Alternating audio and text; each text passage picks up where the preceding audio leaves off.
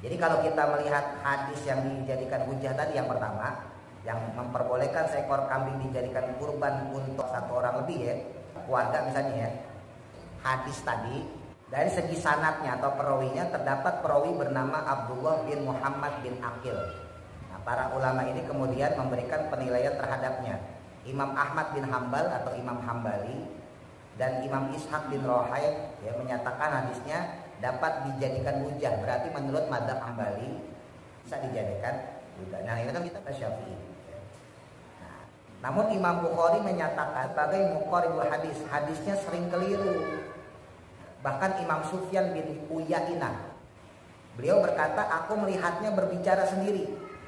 Ini waktu ketika sepuhnya ingatannya sudah lemah. Nah, kesalahan kita Idul Kurban ya, itu menganggap yang hajat itu hanya orang-orang yang korban, padahal enggak.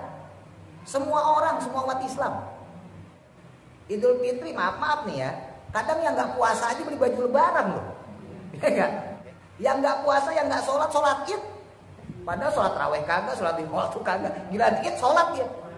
Ya itulah namanya pesta kan begitu. Nah, harusnya Idul Adha juga diperlakukan seperti itu. Bahkan Idul Adha itu tingkatannya atau levelnya melebihi dari Idul Fitri. Ini kita lagi pesta, hajatannya Gusti Allah. Ibu keluarin apa yang ibu mampu.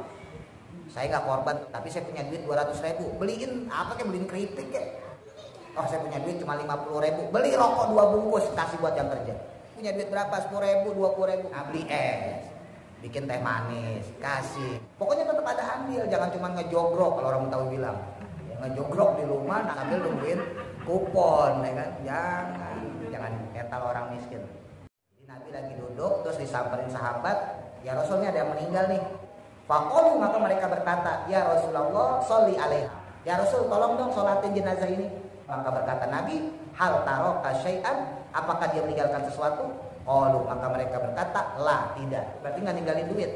Qala, berkata Nabi, fahal alaihi dainun, tapi dia punya utang nggak? Qalu, maka mereka berkata, salah satu dananiro, iya ya Rasul, dia punya utang 3 dinar. Qala, nih perhatikan, sallu ala sahibikum, sholatilah oleh kalian untuk sahabat ini. Jadi Nabi nggak mau nyolatin orang punya utang. Ini pengen saya praktekin di sini. Cuma tega-tega juga ya, serta punya utang.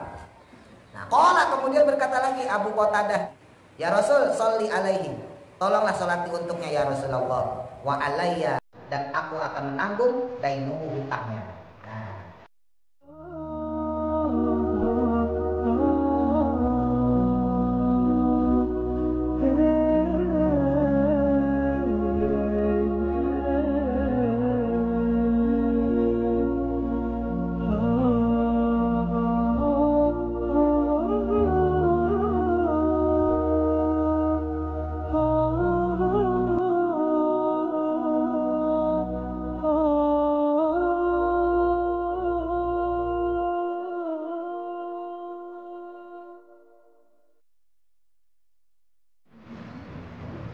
Ada nyelawat, ada kelayat.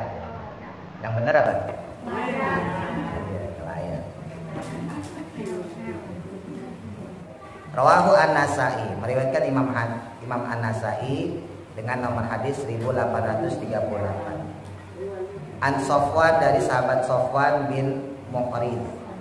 Qala, berkata beliau, Ugniya, pernah pingsan ala Abi Musa, terjadi kepada sahabat Abu Musa al-Asy'ari. Nah, sahabat Abu Musa ini pernah pingsan, fabaqau, maka kemudian sahabat menangis alaihi, atas kejadian tersebut. Faqala, maka berkata dia, abra'u, aku berlepas diri, ilaikum, kepada kalian. Maksudnya saya mau nasihatin, kama bari'a, sebagaimana berlepas diri, ilaina, dari kami, Rasulullah sallallahu alaihi wasallam. Laisa minna, bukanlah golongan kami, man, yaitu orang, kholako, yang dia itu memutuskan rambut ya. Wala khoroko, dan tidak juga orang yang memutuskan jenggot. Dikata memutuskan di sini kerok. Jadi kalau ibu nyukur rambut nggak apa-apa, nyukur jenggot nggak apa-apa, tapi kalau dikerok makruh, tidak sampai haram ya. Di sini ada larangannya. Wala salako, dan tidak juga, nah nih, meratap atau menangisi ya secara histeris saat terjadinya musibah. Jadi Nabi pernah bilang kepada sahabat Abu Musa al-Asy'ari, nggak termasuk golongan kami 3 orang. Satu yang suka nyukur rambutnya, nyukur rambut ini dalam artian ngerok, ya sekali lagi ya, bukan gunting ya. Terus yang kedua yang suka nyukur jenggotnya, brengosnya.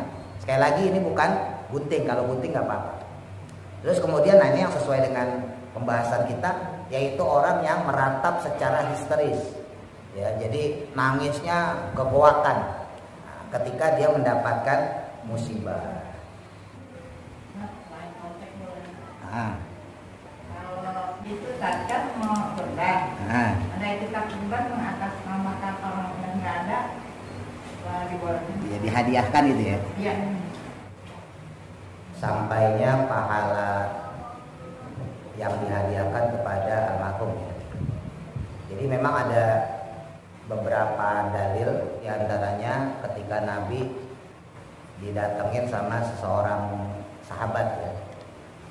Ini ada 2 riwayat. Yang satu sahabat itu menanyakan tentang sodako, terus yang kedua menanyakan tentang haji. Dan itu hadisnya sahih, ya, hadisnya sahih. Jadi bisa dipertanggungjawabkan secara dalil. Sahabat yang pertama datang pada Nabi, beliau bilang orang tuanya meninggal. Andai kata orang tua saya sempat berwasiat, wahai Nabi, maka niscaya dia pasti akan memerintahkan saya untuk bersedekah. Apakah kalau saya bersedekah untuk dia, si orang ini nanya ya kepada Nabi, apakah sampai ya Rasul? Maka Nabi menjawab, nah, iya sampai. Nah, itu dalil yang untuk sedekah. Terus yang kedua haji. Ada lagi seorang sahabat, sama mirip pertanyaannya, cuman beda ibadahnya aja. Yang satu sahabat itu nanya, ya Rasul, saya punya orang tua dia nggak sempat haji. Saya yakin kalau dia masih hidup sempat pasti dia pengen berangkat haji. Boleh nggak saya badalin? Apa sampai pahalanya?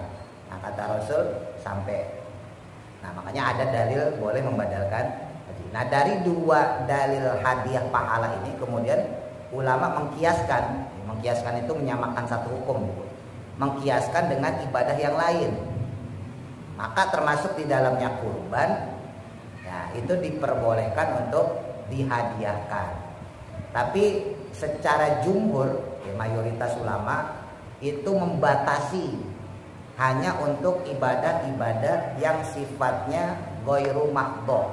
Ibadah itu ada 2, ada mahdho, ada ibadah ghairu mahdho.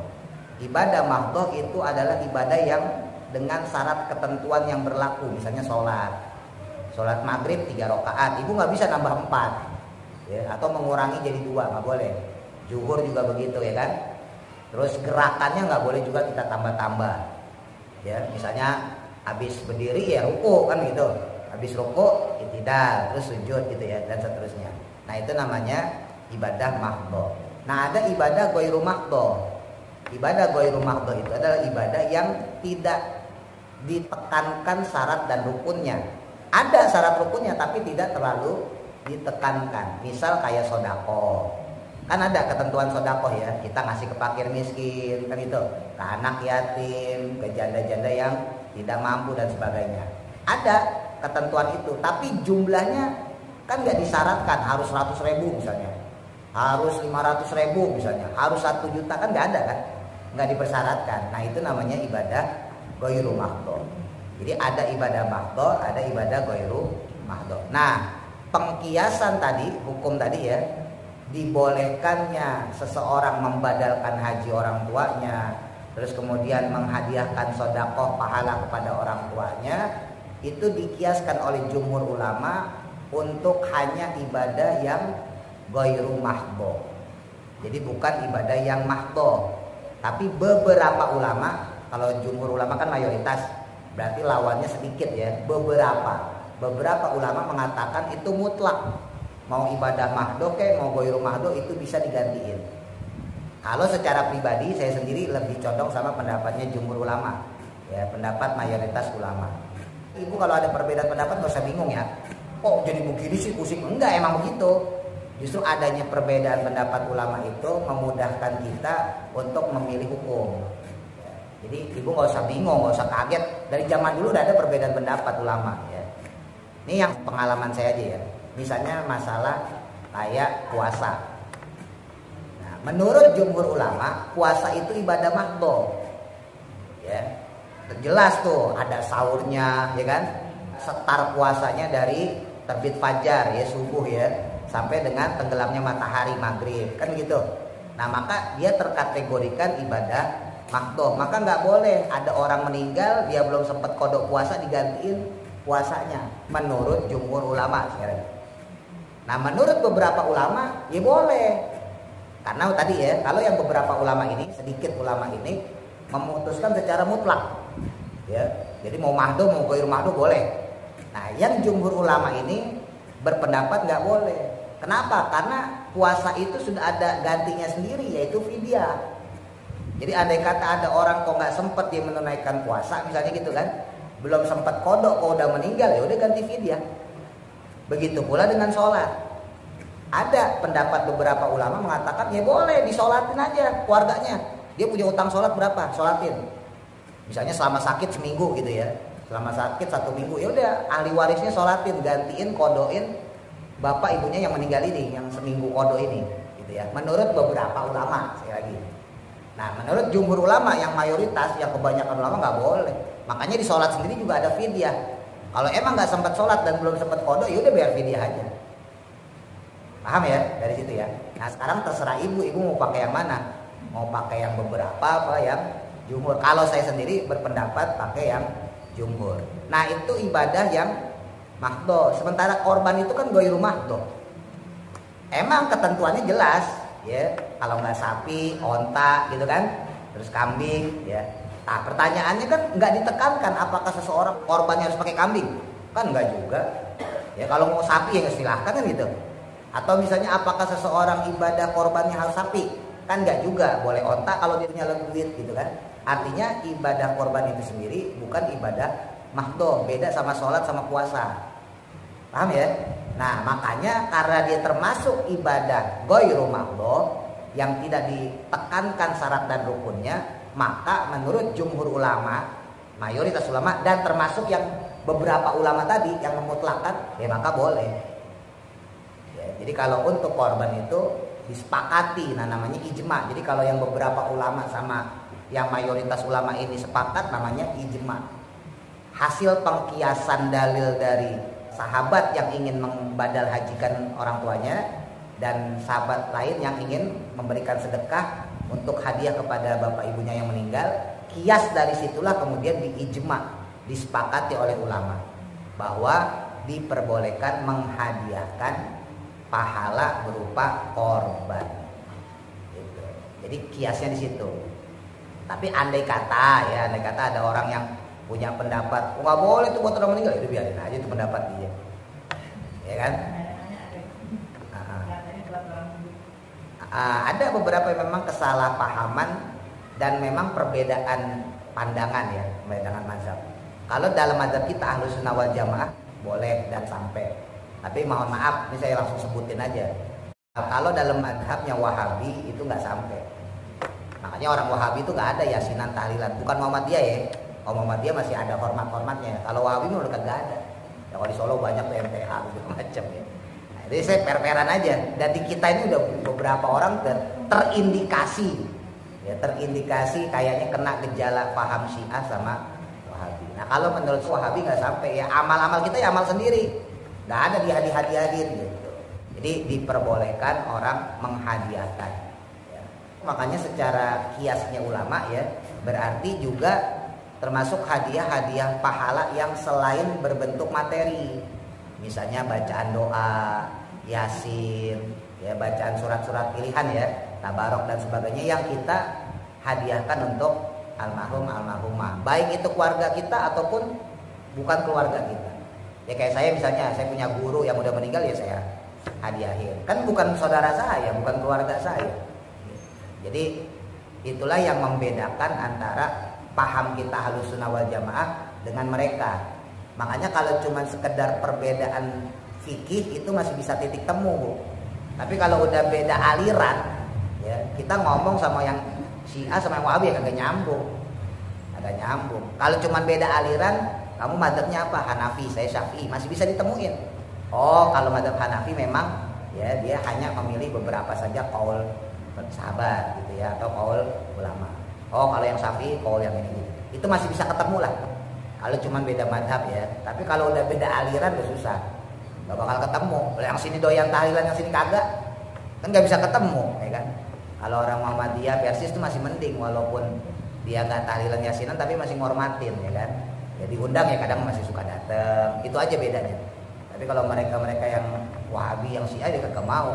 Menurut mereka haram, datang aja haram. Apalagi sampai makan makanannya.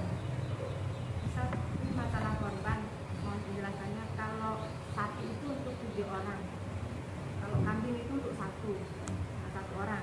Tapi ada yang berpendapat kalau kita mau korban, tapi atas nama keluarga, kambing itu satu bisa untuk satu keluarga. Mohon penjelasannya. Jadi hadisnya riwayat Imam Ibnu Majah dari Imam Ibnu Hazm, an Abi Hurairah dari sahabat Abu Hurairah, an Rasulillah dari Rasulullah SAW, annahu idza arada ayyabha ishtara kabisaini. Ya, Rasulullah itu jika ingin menyembelih hewan kurban maka beliau membeli 2 ekor kambing gibas, domba ya. Jadi bukan kambing kacang, bukan, kambing gibas, kambing domba yang besar dan gemuk-gemuk dan tidak bertanduk dan jantan, walaupun boleh ya pakai betina. Nah kemudian beliau menyembelih satu di antara keduanya untuk umatnya. Nah ini yang menjadi rujukan orang. Satu kambing itu boleh lebih dari satu, karena Rasul itu menyembelih 1 ekor kambing untuk umatnya. Berarti kalau buat keluarga boleh, itu dalilnya. Nah sedangkan yang kita pakai itu dalilnya dari Imam Muslim.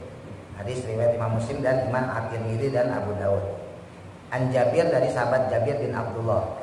Ya, anahu qala, bahwa sesungguhnya beliau berkata, qala, ya, naharna ma'a Rasulillah, kami itu berkurban bersama Rasulullah SAW bil Hudaybiyati, di saat perjanjian Hudaybiyah. Al-badan atas 1 ekor unta, an sab'atin untuk 7 orang, wal baqarati dan 1 ekor sapi, an sab'atin untuk 7 orang. Nah ini yang kita pakai.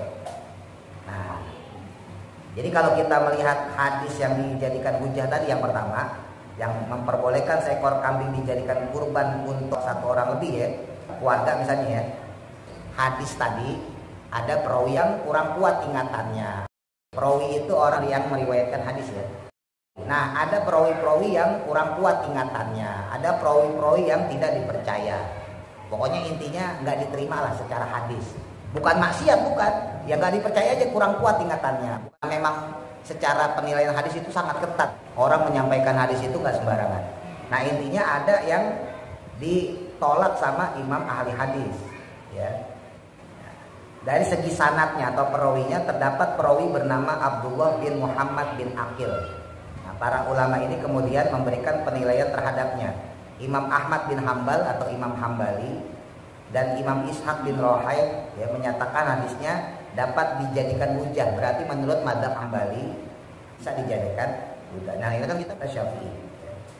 Nah, namun Imam Bukhari menyatakan sebagai muqarribul hadis, hadisnya sering keliru. Nah, jadi Abdullah bin Muhammad bin Aqil, salah satu perawi hadis itu, hadisnya sering keliru. Bahkan Imam Sufyan bin Uyainah, beliau berkata, aku melihatnya berbicara sendiri. Jadi salah satu perawi hadis yang bernama Abdullah bin Muhammad ini waktu ketika sepuhnya sering ngomong sendiri. Kan orang kalau udah sepuh gitu ya Bu ya, suka ngobrol sendiri ya, suka cari perhatian lah. Tapi juga ibu lama-lama begitu, ngomong sendiri ya, suka cari perhatian ya, dalam artian berarti ingatannya sudah lemah. Jadi ingatannya sudah mulai lemah, mulai pikun menurut Imam Sufyan bin Uyainah. Nah kritik Imam Bukhari dan Imam Ibnu Uyainah inilah adalah berkenaan dengan kedobitannya. Dobit itu keterpercayaannya hadis tersebut ya. Nah yang mana sanadnya jadi terputus sampai Rasulullah. Nah itu menurut madzhab jumhur ya. Nah, makanya pendapat tersebut dikeluarkan oleh Imam Ibnu Hazm. Hadis tadi yang Nabi mengatakan 1 ekor kambing untuk umat, ya berarti kan lebih dari 1 orang ya. Itu maksudnya adalah untuk penyemangat ibadah. Artinya gini loh Bu, ini sekalian saya kasih pemahaman ya. kurban itu banyak orang salah paham, dianggapnya yang pesta itu cuman yang korban. Padahal namanya aja Id. Id itu hari raya ya. Kalau bahasa kita gampangnya pesta. Idul Adha, Idul Fitri itu makna dasarnya itu hari raya. Tapi bahasa umumnya kita nih ya, bahasa umumnya kita orang tuh pesta udah. Pesta udah intinya tuh. Nah, yang namanya pesta itu ini semua orang.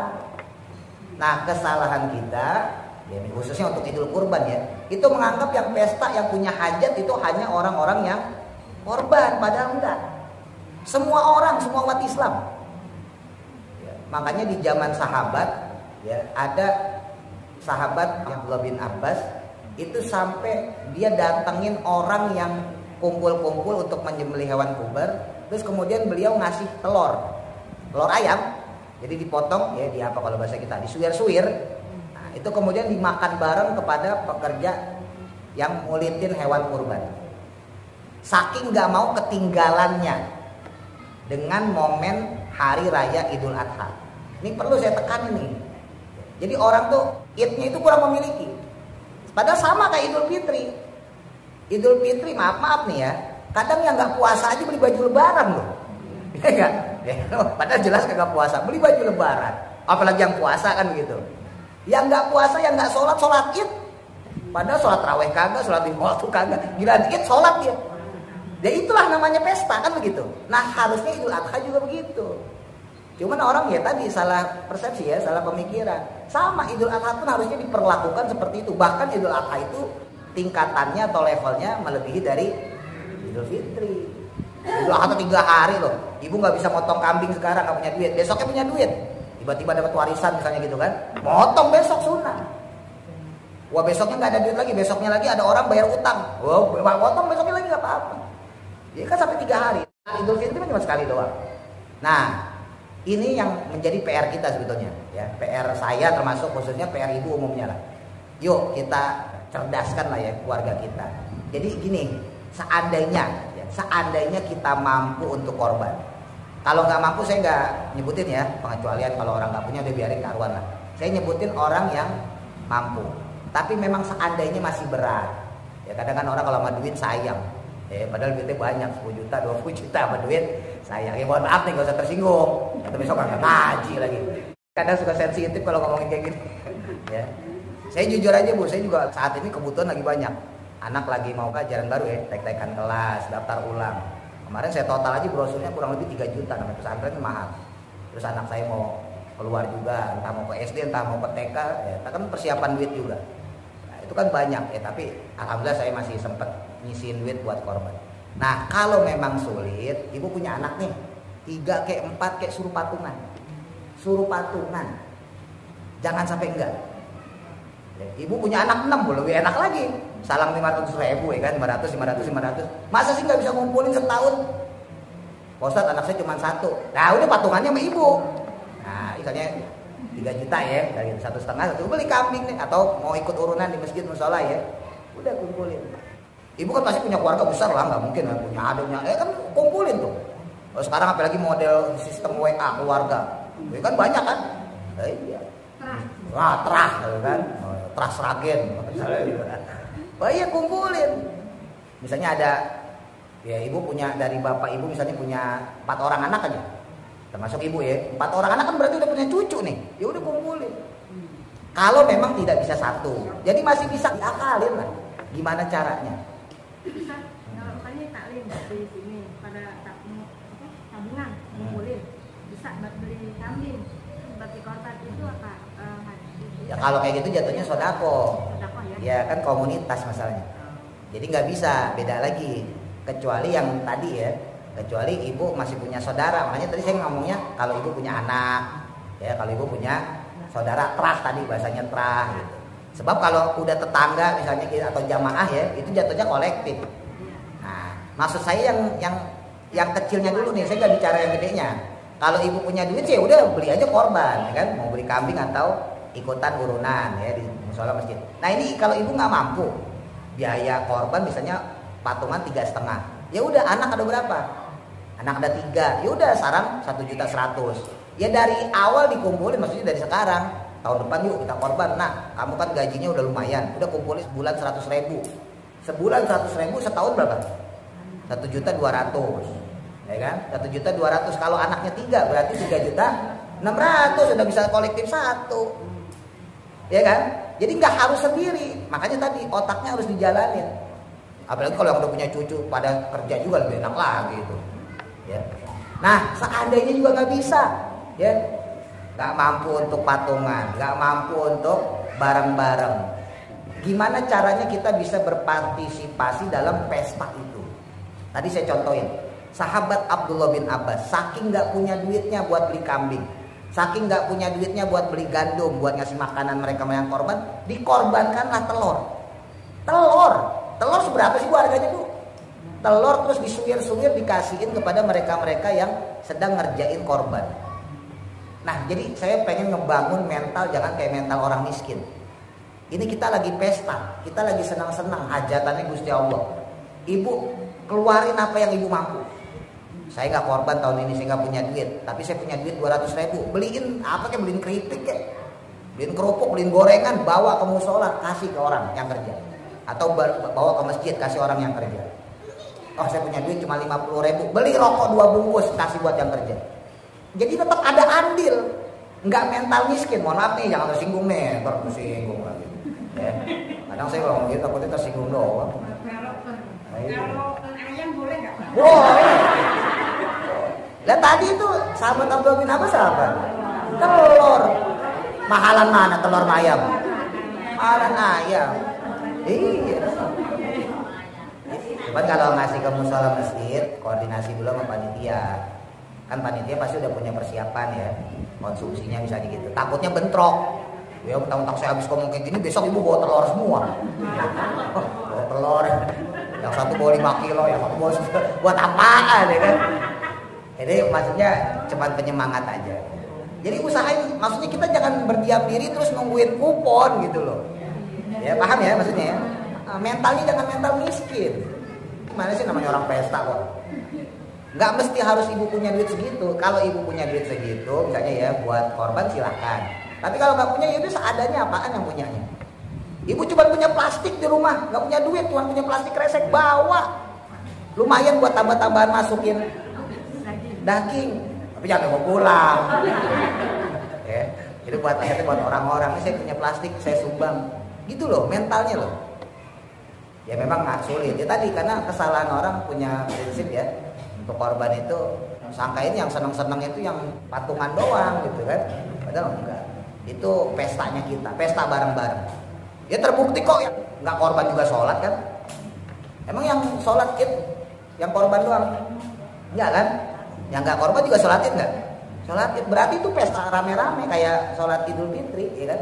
Sholat itu Adha yang nggak korban tuh ikut sholat Id, berarti itu menunjukkan bahwa ini memang benar-benar pesta kita. Jadi jangan kita duduk di rumah, diem, manyun, ya kan? Dapatnya dikit, wah dikit amat. Ada kan orang kayak gitu kan? Udah nyumbang kagak, ya kan? Begitu minta, kurang nih kurang, kagak boleh. Banyak tulang. Oh kalau mau banyak dagingnya beli.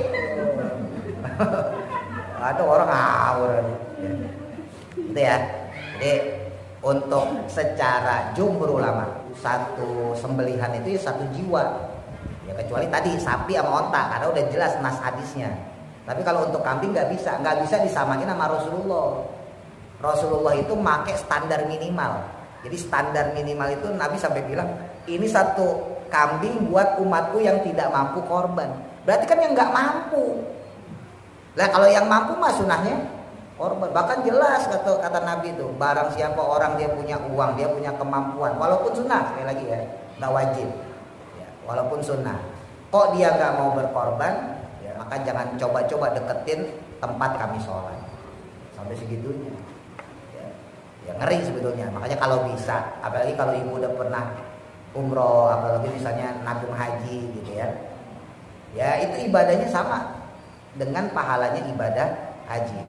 Kalau orang nggak punya keinginan haji, ya terus dia korban, pahalanya itu dihitung dari bulu hewan korbannya. Lu nggak bisa ngitung, ya saking banyaknya ya, kiasan aja. Ibu ngitung bulu kambing, bulu sapi mana bisa dihitung ya kan? Nah, bulunya sendiri nggak bisa dihitung. Nah, ketika seseorang itu korban, ya, maka orang tersebut diberikan pahala sebegitu. Tapi kalau orang yang punya niat haji, kan di antara sini banyak ibu-ibu yang udah daftar haji, ya kan? Belum keturutan, belum dipanggil. Kok korban itu pahalanya haji? Khusus buat orang yang punya azam, punya niatan untuk pergi haji. Maka ketika dia korban, apapun bentuknya, mau kambing, mau sapi, maka pahalanya bukan pahala korban, pahala haji. Khusus mereka yang sudah azam berniat untuk pergi haji. Makanya saya walaupun 2040 selama saya tenang-tenang aja, tiap tahun dapat pahala haji orang saya korban. Itu kalau saya ya. Tapi ini sunnah. Jadi kalau orang nggak mampu ya jangan dikatain. Saya kritisinya ini yang mampu-mampu. Ya, jadi cuman kadang-kadang orang susah sih ya. Kalau masalah duit pura-pura kagak mampu. Ya kan? Tadi dikatain miskin marah. Dan sekarang mohon maaf nih, mayoritas kan orang kayak motor aja ibu udah berapa kali ganti motor. Kan berarti gitu. Banyak orang punya motor lebih dari 1-2. Ya kan? Handphone kadang-kadang ada 1-2 macam-macam. Internetan, ya kan beli paket kan mahal tuh. Ya kan 100-200 ribu dan sebagainya. Itu kalau dikumpulin setahun bisa korban satu. Kan berarti gitu. Apalagi mohon maaf nih yang punya mobil. Bayar parkiran aja berapa bayar parkiran? 3 juta, 4 juta, 5 juta. Lah iya, itu mobil kagak dibikin pinter di garasi. Ya kan? Kagak dapat pahala juga ya kan? Nah, itu. Ya saya sih nggak nyalahin ya sekali lagi. Ya pilihan orang beda-beda. Cuman ya kadang-kadang ya saya juga dilema kalau nyampein di kita takutnya mutu nggak ya? Ntar abis ini kamu nggak ngaji. Pak Ustadz nyindir saya. Padahal kagak nyindir, ngasih tahu sebetulnya gitu. Nah makanya tadi kalau bisa jangan sampai enggak.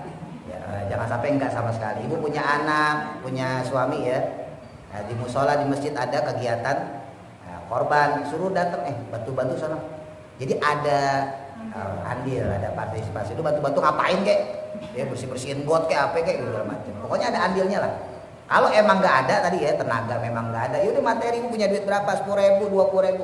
Ya, masa nggak punya sih 20.000 aja pasti punya lah. Ya kan? Nah, beli es, bikin teh manis, kasih kan. Pokoknya tetap ada andil, jangan cuma ngejogrok kalau orang tahu bilang. Ya, ngejogrok di rumah sambil nungguin kupon, ya kan? Jangan. Mentalnya. Jadi jangan mental orang miskin. Rawahul Bukhari, satu lagi ya. Nah, ini penting nih tentang utang. Diriwayatkan dari Imam Bukhari dengan kitab sahihnya dalam hadis nomor 2127. An Salamah bin Aqwa dari Salamah bin Aqwa. Ola berkata beliau, kunna dahulu pernah kami julusan duduk bersama indan Nabi di sisi Nabi Muhammad SAW. In utia tiba-tiba didatangkan bijana zatin satu jenazah. Jadi Nabi lagi duduk terus disamperin sahabat ya untuk mensolati jenazah. Ya Rasulnya ada yang meninggal nih, gitu ya. Faqalu lalu mereka berkata, sholli alaiha, tolonglah solati untuknya. Ya Rasul tolong sholatin, maksudnya pimpin sholatnya jadi imam. Nah nih apa yang ditanya sama Rasul pertama kali ketika orang itu meninggal, dimintakan untuk beliau menyolatinya. Faqala maka berkata Nabi, hal alaihi dainun, apakah ada pada orang tersebut hutang? Ini orang punya utang nggak? Ya, makanya umum tuh ya, ketika orang meninggal ya, pasti yang ahli warisnya atau mungkin yang gantiin ya ngomong. Nanti ada kata ada sambutan utang piutang kepada almarhum, silakan menghubungi ahli waris. Itu sebetulnya bahasa halusnya. Bahasa halusnya pinter-pinternya ustadz aja itu. Aslinya mah kalau sakleknya Nabi seperti ini, ngomong, ini orang punya utang enggak? Qalu maka mereka berkata, "La, enggak punya ya Rasul." Qala maka berkata lagi Nabi, "Fahal taraka syai'an?" Apakah dia meninggalkan sesuatu? Maksudnya warisan. Punya warisan enggak? Qalu mereka berkata, lah nggak punya ya Rasul, nggak punya utang dan juga nggak punya warisan. Fasolla maka Nabi pun mensolati alaihi padanya. Jadi Nabi kemudian mensolati. Berarti ini orang nggak punya masalah, ya kagak punya utang dan juga kagak punya warisan, berarti nggak punya masalah. Summa utia kemudian datang lagi nih, didatangkan kepada beliau bijanazatin ukhra dengan satu jenazah yang lain. Faqalu maka mereka berkata, ya Rasulullah sholli alaiha. Sama, ya Rasul tolong dong sholatin jenazah ini. Sama Nabi yang ditanya pertama, qala berkata beliau hal alaihi dainun. Apa nih orang punya utang? Kila, kemudian dikatakan oleh sahabat, na'am, iya ya Rasul, ini orang punya hutang.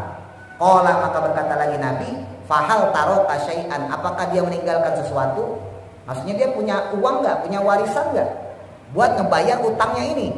Qalu, maka mereka berkata, salah satu dana niro, ada ya Rasul, berupa 3 dinar. Nah, karena dia punya utang tapi punya warisan, punya duit yang ditinggalkan, maka ini bisa membayar utang dia. Fasholla alaiha, maka Nabi pun sholat untuknya. Jadi Nabi kemudian menyolati. Summa utia, kemudian datang lagi jenazah bisalisati, jenazah yang ketiga. Faqalu, mereka juga berkata sama, sholli alaiha ya Rasul, tolong sholatin orang tersebut, jenazah ini. Qala, maka berkata Nabi, hal taroka syai'an, apakah dia meninggalkan sesuatu? Qalu, maka mereka berkata, la, tidak. Orang yang ini nggak meninggalkan sesuatu, berarti nggak ninggalin duit. Qala, berkata Nabi, fahal alaihi dainun, tapi dia punya utang nggak? Qalu, maka mereka berkata, salah satu dana niro, iya ya Rasul, dia punya utang 3 dinar. Qala, nih perhatikan, maka kemudian Nabi ngomong, shollu ala sahibikum, sholatilah oleh kalian untuk sahabatmu ini. Jadi Nabi nggak mau nyolatin orang punya utang. Ini pengen saya praktekin di sini. Cuma tega-tega juga ya, bisa rata-rata punya utang, bonnya banyak. Nah, qala, kemudian berkata lagi Abu Qatadah, Imam Abu Qatadah, salah satu sahabat Nabi.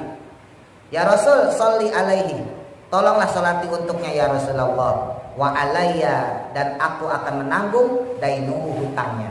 Nah, ada salah satu sahabat nyetok, ya Rasul udah sholatin aja, nanti utangnya saya yang bayarin.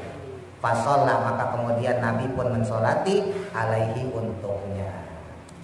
Jadi kalau bicara secara dalil, ya, ini hadisnya Bukhari ya Bu, berarti sahih, ingat. Dalil Bukhari, dalil Muslim, berarti kitabnya sahih. Berarti orang yang punya utang itu sebetulnya tanggungannya berat. Sampai-sampai Nabi aja nggak mau nyolatin. Makanya tadi saya sampaikan, ustadz tuh pinter. Sebetulnya kalau musaklek tuh begitu. Jadi sebelum disolatin nih, ustadznya ngomong, ini punya utang nih, mau punya utang saya pulang. Ya harusnya begitu. Cuman ustadznya pinter, diganti bahasanya. Apabila jenazah ini punya hutang semasa hidupnya, nah silakan menghubungi ahli waris, itu damai itu ya. Sebetulnya kalau musaklek gak begitu, kayak Nabi, punya utang gak? Punya, udah pulang, sholatin aja sendiri. Dan itu hak, ya, dan itu hak. Makanya saya pribadi, saya sering ngomong sama anak-anak remaja yang ngaji di rumah ya. Kelak nanti suatu saat kalian gede, di 10 tahun, 20 tahun lagi nih, ibu udah gak ada, ibu udah meninggal ya. Saya kan masih ada. Saya masih ada. Ya masih pengen hidup lama deh. Nah, saya ngomong, kelak nanti kalau ada orang-orang yang punya kasus kayak gitu, ya, ini kita udah kerjasama dari sekarang. Ya, kalian aja yang nyolatin. Jadi misalnya ada preman mati, ya, udah kalian yang nyolatin. Ada tukang mabok mati, kalian yang nyolatin. Ya, termasuk ini orang punya utang banyak, belum sempat bayar, mati, udah kalian yang nyolatin. Nah kan orang bakal nanya tuh, kok Ustadz nggak nyolatin? Karena dia bermasalah. Sebetulnya saya pengen kayak gitu. Jadi orang-orang yang bermasalah itu jangan sampai disolatin sama Ustadz. Buat hukum sosial. Oh dosa dong, kan fardu kifayah. Enggak dosa, kan yang penting wajib nyolatin. Yang wajib keluarganya sebetulnya. Jadi ada kata ibu meninggal, yang wajib nyolatin itu keluarga ibu, bukan saya, bukan Ustadz lain, bukan. Keluarga yang wajib. Cuman kan gitu kan, umumnya orang dibawa ke musola, ke masjid, atau dimintakan Ustadz buat nyolatin kan begitu. Sebetulnya yang wajib mah keluarga. Nah ini kadang-kadang mohon maaf nih, mohon maaf banget. Kadang-kadang ya, bisa dibilang orang tuh nggak tahu diri. Kenal Ustadz kagak, ketemu kagak pernah negor, senyum aja kagak, nongol aja kagak, mati minta disolatin. Nah, coba kira-kira, itu saya tersiksa itu Bu, ibu nggak ngerasain. Siapa orangnya kan? Oh, keluarganya saya kagak kenal. Ya kan, ke musola kagak pernah, ngaji kagak ngikut, partisipasi warga misalnya gitu kan, ada kerja bakti kagak pernah nongol. Pokoknya kayak orang hidup di hutan lah, nggak mungkin ada yang tahu. Tiba-tiba datang keluarganya, Pak Ustadz minta tolong sholatin. Nggak saya sholatin, kasihan. Saya sholatin nggak jadi pembelajaran, nanti semua orang begitu nyentengin. Nah, makanya nanti tenang aja, nggak sekarang. Nanti ya 10 tahun 20 tahun lagi saya ngomong sama anak-anak, udah kamu yang nyolatin. Jadi kalau ada preman nih nggak pernah ke musola, nggak pernah ngaji, nggak pernah sholat, tiba-tiba keluarganya minta tolong saya, Ustaz tolong sholatin. Itu masih yatim itu aja. Nanti kan orang bakal bertanya, kenapa Pak Ustaz nggak mau nyolatin? Iya, dia nggak pernah mau sholat sih, nggak pernah ngaji. Jadi ada hukuman sosial, paham ya? Ini Nabi dalam ini ngajarin hukum sosial. Karena Nabi juga nggak bisa menghukumi kan, tapi tetap hukum sosial harus berjalan. Nah, di antara hukum sosial itu seperti ini. Makanya saya sering nyampein nih, mohon maaf nih, misalnya kayak tukang ayam kan seorang ngebon ya, ibu kan yang tukang ayam ngebon. Usahain jangan banyak-banyak, ya 3 bon dah gitu ya. Nah, 3 bon bayar. Jangan numpuk udah 10, 20, waduh itu ngeri saya bener, ngeri. Takutnya ntar meninggal saya suruh nyolatin. Lah kan kita ngerti hukumnya masalahnya. Ya udah 3 bon bayar lah, ya udah kumpul banyak lah gitu ya. Udah 5 juta, 6 juta itu bayar. Jangan sampai nungguin 10 juta, 20 juta. Kan banyak orang yang kabur segala macam ya. Kasihan, masanya kita orang ngaji, Bu. Kalau orang gak ngaji sih karuan, bolak-balik saya sampein. Bedain orang ngaji sama orang gak ngaji. Masa orang ngaji masih begitu aja. Dan hutang itu kan pemutus silaturahim yang paling kuat ya. Benar. Ibu mutusin silaturahim paling kuat tuh lewat utang. Ya. Sahabat dari kecil gara-gara utang bisa putus itu.